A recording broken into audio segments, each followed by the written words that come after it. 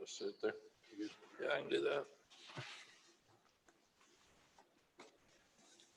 Really proud of the guys. It was a hard-fought game against the number 2 team in the country. Even game in the first half, even though we just, like everybody else, we weren't able to run the ball. And that's something that we felt like we could run enough that we could protect better than we did. But you can't rush for 87 yards and have 6 sacks and beat anybody, much less a really, really good football team. So give Notre Dame credit. They're really, really good. When they stepped up in the second half on defense, they really stepped up. I was really, really proud of our defense and our kicking game. That's by far the best either one of them have done. Our defense kept hanging in there, and our kicking game gave us great field position. And our offense was really, really good the first half. I actually thought we'd win the game, and then Notre Dame just absolutely shut us down the second half. I'll let Phil tell you after he watches the video with the offensive staff what happened. You saw it, I saw it. Looked like they whipped us up front, and they got too much pressure on Sam, didn't have enough time to get the ball to the guys, and we knew that was an issue. Unless we could run the ball well enough in this game, we knew that we couldn't protect well enough to get the ball downfield, and we had to throw the ball to win the game. We knew that, and give Notre Dame credit for getting that done. Questions? Okay, thanks, Coach. If you have a question, please use the raised hand function. Our first question will come from CL Brown. So go ahead, CL. Hi, Mack. Did Notre Dame do anything in terms of their front four? Was it anything, technical that they did from their scheme, or was it just a matter of physically you felt like they controlled the line of scrimmage? No, probably a combination of both, CL. Again, I said Phil's going to talk about all that on Monday, so if I'm going to discuss all that here, we don't need Phil. So we'll let him tell you exactly what happened. I thought they blitzed more the second half.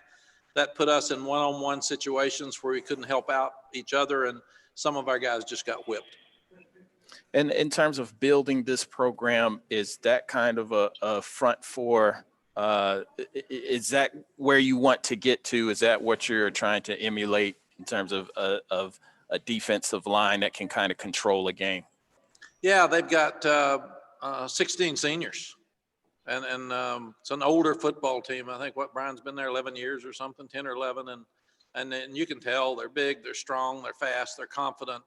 And we had a lot of freshmen playing on defense tonight that I was really, really proud of. But we just didn't hold up offensively the second half. Okay, let's please go over to Brendan Marks.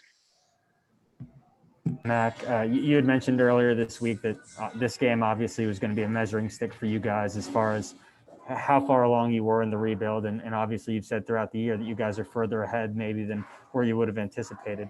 What does this game tell you in terms of that measuring stick about where this program is?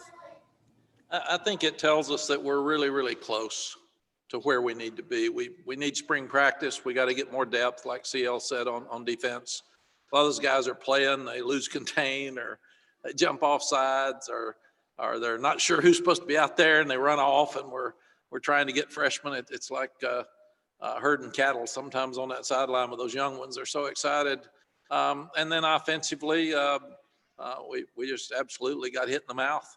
It was in the second half and didn't respond very well. So I told the team in the locker room, we don't have moral victories, but I'm really, really proud of their effort.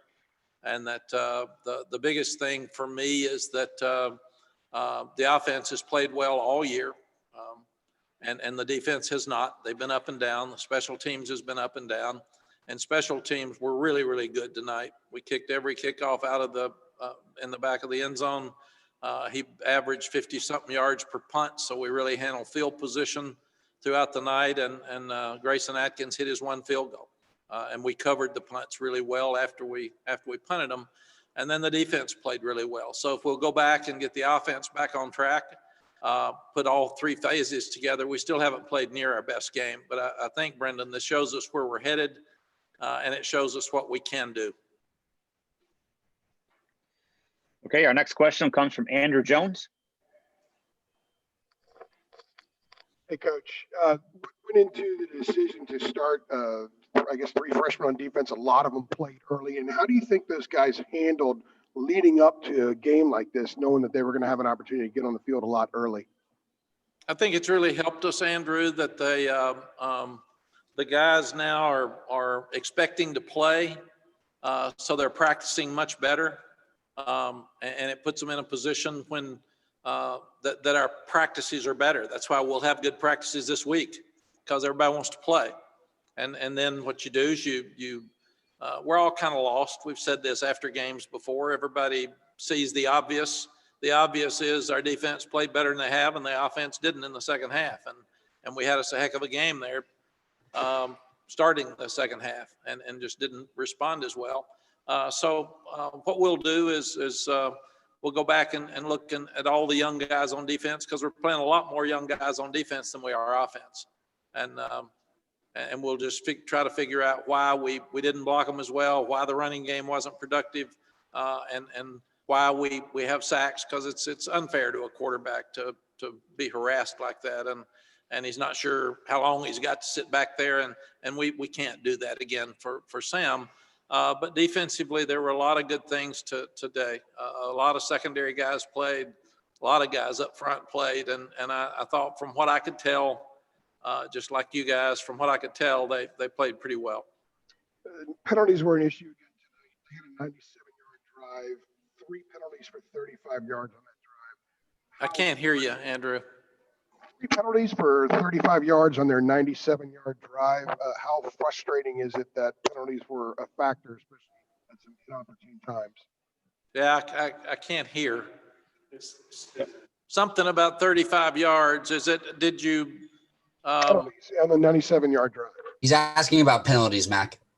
Oh, penalties. Yeah, I'm really surprised you all would ask. Little humor there. I thought that there were too many.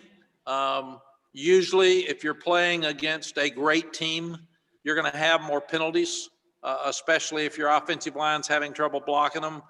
You're going to hold more. If your corners are having trouble covering them, and those big receivers. So I think we had 2 pass interference or 1 holding penalty where he threw it about 42 rows up in the seats. And then we had the pass interference call. Diami's was unacceptable from what it looked like. I didn't see it on the field, but it looked like they were saying he pushed back. We can't get frustrated and do that. But, you know, there was some conversation over whether Ray's on the 4th and 1, which was a huge play for us. It cost us a possession, whether he was offsides or not. Some people said, the TV people thought that he was not offsides, and the center reached out to grab him. So once again, Andrew, we can sit here and discuss all the penalties tonight, but I'd rather look at them and see if they were penalties and send them to the conference office, because we're getting 3 or 4 back usually that weren't penalties during the game. So until we start being critical of kids, I'd like to know that it was a penalty. Okay, let's move over to Greg Barnes. Mack, you answered my question there, but I was going to ask if you got to look at that 4th and 1 offside call on the video board, and regardless, kind of what's the lesson to be learned that could be taught to the guys from a play like that? Well, Greg, everybody that was in the stadium and everybody watching the game knew what they were doing. So we can't have somebody offsides. I mean, that's ridiculous. It shouldn't have been close. Shouldn't have moved. They weren't going to go for it. But at the same time, you want to be fair to the young man, and you're also not supposed to have a quarterback who is moving with deception to act like he's going to snap the ball and to pull you offside. So that'll be one of the ones that we'll look at closely. And let me say at the same time, Ian Book was as good tonight as anybody I've ever seen. We couldn't tackle him. I mean, we harassed him. We had people around him. There could have been 6 sacks. We could not get him on the ground. And then he made some unbelievable plays on 3rd down. So I don't know if he's in the Heisman race or not, but he should be. His record's 29-3. He's fast. He's quick. He's accurate. He's smart. He's not going to do things to get his team beat. But I was so impressed with him tonight. I was impressed with him as much as any quarterbacks I've seen. Thank you. Thank you. All right, we'll close up with Coach Brown with Alyssa Ray. Go ahead, Alyssa. Coach, you guys have one of the best backfields in the country. For them to hold them under 100 yards rushing, what does that say about their run defense? Alyssa, it shows the same run defense that held ETN to about 40 yards and Clemson to none. I mean, they're really, really good. And we knew that going in, but the difference was Clemson was able to protect well enough to throw for 400 and something yards. And I thought we had an opportunity to do that. And we were doing it in the first half until we got really, really backed up. But we lost our momentum when they punted us down to the 2 twice, and we never got it back. So it's just a credit to them. They're really, really good on defense against the run. They're as good as anybody in the country. Thanks, Coach. Thank you. Coach, thanks for your time. We appreciate it. Thank you all.